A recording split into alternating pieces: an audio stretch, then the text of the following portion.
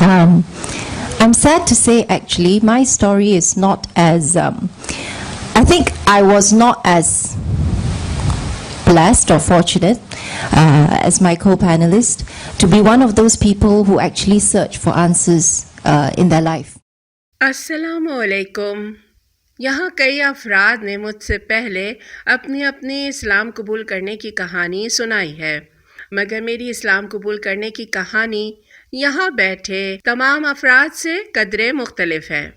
मेरी कहानी किसी सच की खोज या ज़िंदगी की हकीकतों को तलाश करते करते इस्लाम तक आने और इस्लाम कबूल करने की कहानी नहीं है।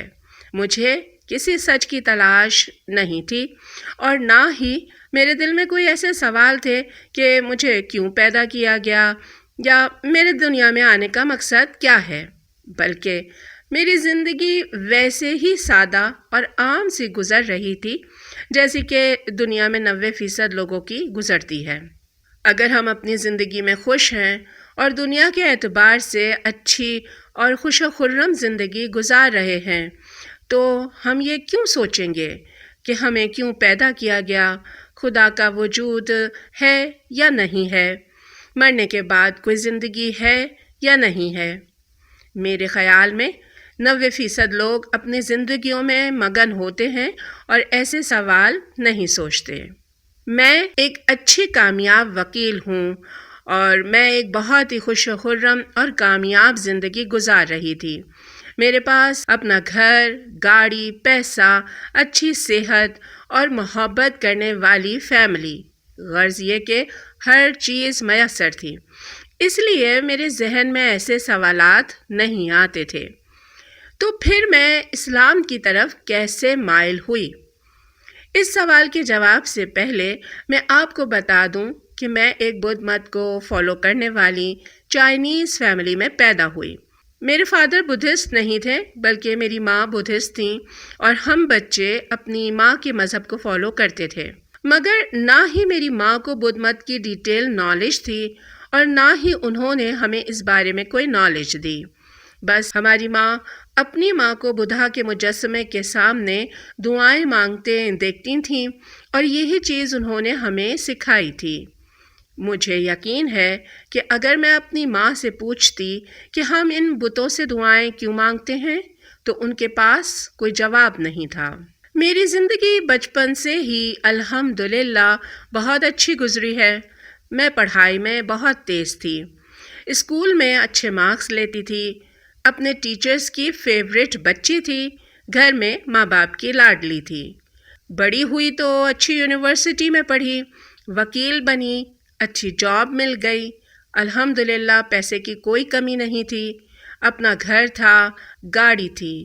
ज़िंदगी में ऐसा कुछ भी नहीं था कि जिसकी कमी महसूस हो या जिसके लिए तरसना पड़े। बतौर वकील मेरा काम ऐसा था कि हाई सोसाइटी के लोगों के साथ उठना बैठना था। मैंने अपने काम के चंद सालों में ही अच्छा नाम बना लिया था। मैं अपनी वकला कम्युनिटी में बहुत मशहूर थी, इसलिए मुझे सिर्फ हाई प्रोफाइल केसेस के लिए ही अप्रोच किया जाता था। अल्हम्दुलिल्लाह मैं खूब पैसे कमा रही थी। मेरी ज़िंदगी में कोई ऐसी चीज़ ही नहीं थी कि जिसके लिए मुझे तरसना पड़े। अल्हम्दुलिल्लाह अल्हम्दुलिल्लाह, इस पर जितनी मर्तबा भी अल्हम्दुलिल्लाह कहूँ कम है। मेरा ख़याल है कि लोगों को मज़हब की ज़रूरत अपने अंदर की रूहानी तस्कीन के लिए होती है। मैं अपना फ़ारिग वक्त बुद्धिस्ट पुजारियों के पास गुजारती, बुद्ध मत की तालीमात सीखती और मैं यहाँ भी अपने मज़हब से मुतमईन थी कि बुद्ध मत एक अच्छा प्रैक्टिकल दीन है। हाँ, अलबत्ता एक चीज़ की कमी थी कि इस दीन के पैरोकार बुद्धा के मुजस्समे की इबादत करते थे, उनके सामने घुटनों के बल बैठकर प्रार्थना करते थे, जबकि मैंने बुद्धा की मुक़द्दस किताबों में पढ़ा था कि खुद सिद्धार्था गौतमा ने, जिसने बुद्धिज़्म की बुनियाद रखी थी, गॉड की इबादत की राह दिखाई थी। उसने कभी नहीं कहा था कि मेरी इबादत करो। और बुद्ध मत की किताबों में भी एक सुपर पावर खुदा का कॉन्सेप्ट मौजूद था, मगर अब सब लोग ही खुदा को छोड़कर बुद्धा की इबादत करने लगे थे। مگر میں نے کبھی بدھا سے کوئی دعا نہیں مانگی تھی اور میں ہمیشہ گاڈ سے ہی دعائیں مانگتی تھی۔ میں حیران تھی کہ لوگوں نے خدا کو آخر کیوں چھوڑ دیا ہے، مگر میرے لیے یہ اتنی بڑی بات نہیں تھی کہ میں بدھ مت کو چھوڑ کر کسی دوسرے دھرم کو تلاش کرنے لگوں۔ میں اندر سے اپنے دھرم سے مطمئن تھی۔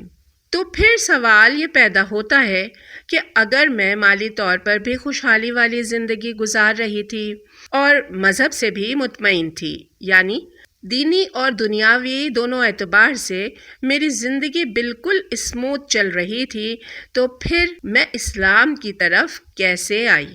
میرے اللہ کا خاص فضل تھا کہ اس نے میری زندگی کو بدلنے کا فیصلہ کر لیا۔ لہٰذا چند سال پہلے میری ملاقات ایک چائنیز مسلمان سے ہوئی جو کہ کنورٹ ہو کر مسلمان ہو گیا تھا۔ میں حیران تھی کہ ایک چینی شخص کیسے مسلمان ہو سکتا ہے، کیونکہ اس وقت تک تو میں چند ایک ملائیشین مسلمانوں سے ہی ملی تھی اور مجھے اسلام کی کوئی معلومات نہیں تھیں۔ میں یہی سمجھتی تھی کہ صرف ملائیشین لوگ ہی مسلمان ہوتے ہیں، یہ ملائیشیا کا دین ہے۔ مگر میں اس چینی مسلمان کو دیکھ کر حیران رہ گئی تھی۔ انہوں نے جوانی میں اسلام قبول کیا تھا اور پچھلے 30 سال سے ایک مسلمان کے بطور زندگی گزار رہے تھے۔ انہوں نے ایک اسلامک دعویٰ سینٹر بھی بنا رکھا تھا جہاں وہ انگلش زبان میں اسلامی کلاسز لیتے تھے اور چائنیز لوگوں کو اسلام سمجھنے میں مدد کرتے تھے۔ میں حیران تھی کہ ایک چائنیز آدمی انگلش بولتا ہے اور وہ مسلمان ہے۔ یہ کیسا چینی تھا جو نہ ہی اپنی زبان بولتا تھا اور نہ ہی اپنے دھرم پر تھا؟ بہرحال مجھے یہ کافی دلچسپ لگا تھا۔ میں نے کہا یہ تو کوئی انوکھی بات ہے، اس کی کلاسز لینی چاہیے اور اس کی بات سننی چاہیے۔ اس طرح میں نے اسلامک سینٹر میں کلاسز لینے سے اپنے اس سفر کی شروعات کی۔ جب میں نے ان کلاسز کا آغاز کیا اور اسلام کی تعلیمات کو سمجھا تو میں بالکل ہی شاکڈ رہ گئی تھی۔ اوہ میرے خدا، کیا کوئی دین اتنا کمپریہنسو بھی ہو سکتا ہے؟ میں پیشے کے اعتبار سے وکیل تھی۔ میری عادت تھی کہ ہر چیز کو لاجک سے پرکھوں، ہر چیز کی جڑ تک اتر کر اس کی تحقیق کروں، جس چیز پر ریسرچ کر رہی ہوں اس کے کسی بھی پہلو، کسی بھی اینگل کو مس نہ کروں۔ جب تک مطمئن نہ ہو جاؤں سوال پوچھتی رہوں، اور میں نے یہی سب اسلام کے بارے میں ریسرچ میں بھی کیا۔ الحمدللہ میرے ٹیچر بہت ہی دھیمے مزاج کے اور تحمل والے انسان تھے۔ انہوں نے میرے سوالوں کا کبھی غصہ نہیں کیا۔ میں حیران تھی کہ اسلام کے پاس میرے ہر سوال کا جواب تھا۔ اتنے سوالوں کے اتنے تسلی بخش اور ایسے لاجیکل مدلل جواب تو کسی اور دھرم میں ممکن ہی نہیں تھے۔ میں آپ کو بتا دوں کہ اگر میں کبھی کسی سے سوال پوچھوں اور اس کے جواب سے مطمئن نہ ہوں تو بطور وکیل میں یہی سمجھتی ہوں کہ یہاں معاملہ کوئی گڑبڑ ہے اور کچھ برائی ہے، جس کو چھپانے کے لیے سوال کا گول مول سا جواب دیا جا رہا ہے، یا اگر کوئی سوال سے گھبرائے تو اس کا مطلب ہے کہ اس کے پاس جواب نہیں ہے، اس لیے وہ سوال سے پریشان ہو رہا ہے۔ مگر اسلام سوالوں سے گھبراتا نہیں ہے۔ اسلام آپ کو نہ صرف سوال پوچھنے کی مکمل آزادی دیتا ہے بلکہ سوال پوچھنے اور کھوجنے کی حوصلہ افزائی بھی کرتا ہے۔ کیوں؟ کیونکہ اسلام کے پاس ہر چیز کا مکمل لاجیکل جواب ہے، اس لیے اسے کسی سوال سے کوئی خوف نہیں ہے۔ اور میرے لیے یہی دلیل تھی کہ اسلام ایک سچا اور کھرا دین ہے، کہ اسلام کسی بھی سوال کے مشکوک قسم کے جواب نہیں دیتا بلکہ ہر سوال کے 100% لاجیکل اور مطمئن کر دینے والے جواب دیتا ہے۔ ہر مرتبہ میں نے جب بھی اسلام کے بارے میں کوئی سوال پوچھا تو اس کے جواب نے میرے دل میں یہ یقین پہلے سے زیادہ مضبوط کیا کہ اسلام سچا دین ہے۔ میں جتنے زیادہ سوال پوچھتی، اسلام کی سچائی اتنی ہی زیادہ میرے دل میں اترتی چلی جاتی، اور آہستہ آہستہ وہ مقام بھی آیا جب میں نے کہا کہ میں اسلام کی سچائی سے انکار نہیں کر سکتی۔ میرے پاس اب کوئی چوائس نہیں رہی ہے کہ میں اسلام قبول نہ کروں۔ ہاں، یہ لمحہ ایک دم راتوں رات نہیں آیا، اس میں ایک عرصہ لگا۔ میں نے اسلامک سینٹر میں کلاسز لیں، میں نے کئی اسلامک کتابیں پڑھیں اور اس دوران بھی اسلامک سینٹر کے شیخ سے رابطے میں رہتی تھی۔ فائنلی میں نے یہی کہا کہ یہ دین 100% سچ ہے، میں چاہے اسے قبول کروں یا نہ کروں، میرے قبول کرنے یا نہ کرنے سے اسے فرق نہیں پڑنے والا، سچ تو سچ ہی رہے گا اور اسے جھٹلایا نہیں جا سکتا۔ ہاں، البتہ اگر میں نے اسے قبول نہ کیا تو مجھے فرق ضرور پڑے گا، اور میں مرنے کے بعد اللہ کو کیا جواب دوں گی کہ میں جانتے بوجھتے بھی اس سے دور کیوں تھی۔ میں نے اسلام قبول کرنے کا فیصلہ کیا اور کلمہ شہادت پڑھ کر اسلام قبول کر لیا۔ الحمدللہ پچھلے 6 سال سے مسلمان ہوں اور میری زندگی کے ہر مسئلے، ہر پریشانی اور ہر معاملے میں اسلام کے پاس مکمل رہنمائی اور مکمل گائیڈ لائن ہے۔ اسلام نے مجھے ہمیشہ ہر معاملے میں مدد کی ہے اور میری زندگی بہت ہی شاندار بنا دی ہے۔ میں تمام غیر مسلم لوگوں سے کہوں گی کہ میری طرح کی غافل زندگی نہ گزاریں، جیسی کہ اسلام قبول کرنے سے پہلے میں گزار رہی تھی، کہ میرے پاس پیسہ، دولت، شہرت سب کچھ ہے تو میں پرواہ کیوں کروں کہ میری زندگی کا مقصد کیا ہے، یا مرنے کے بعد زندگی ہے یا نہیں ہے، جیسا کہ میں نے اپنی تقریر کے شروع میں آپ کو بتایا۔ بلکہ یہ سوچیں کہ موت ایک حقیقت ہے، ایک نہ ایک دن آپ نے مرنا ہے، آپ کو موت آنی ہے، آپ اس دنیا میں ہمیشہ ہمیشہ نہیں رہ سکتے۔ تو اگر موت ایک حقیقت ہے تو پھر زندگی بے مصرف و بے مقصد نہیں ہے۔